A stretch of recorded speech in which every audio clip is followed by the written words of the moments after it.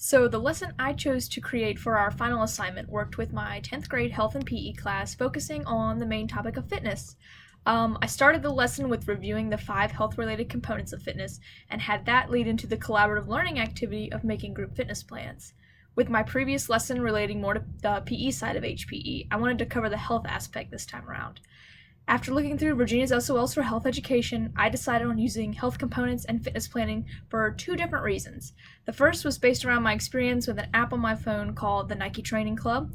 During my off seasons, I use this app in order to find workouts to relatively stay in shape. I realized that they have a lot of features that relate to the different components of fitness, and I felt that this would be a cool and innovative way to integrate that technology aspect that was required for this lesson. So I was excited to really include something like that in my plan. The second reason was based on one of the main goals that HPE looks to achieve at the secondary level.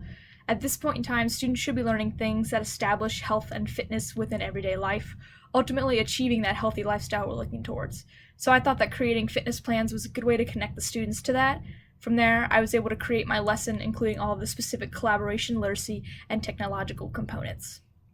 One of the things that I felt I lacked in knowledge this time was accommodation methods for students with depression.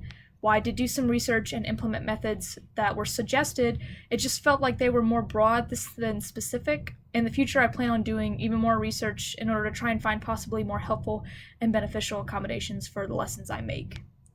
And finally, looking at my assessment options, I decided to include one as a group critique and the other one as a group presentation. With collaborative learning being one of the big aspects for this lesson plan, I thought that having the assessment match would be a good way at measuring its success. The presentations would show me how well the groups were able to create a fitness plan together, and the critiques would allow for me to get student feedback on the work they did independently and collaboratively. And all of that was the process of how I created this lesson.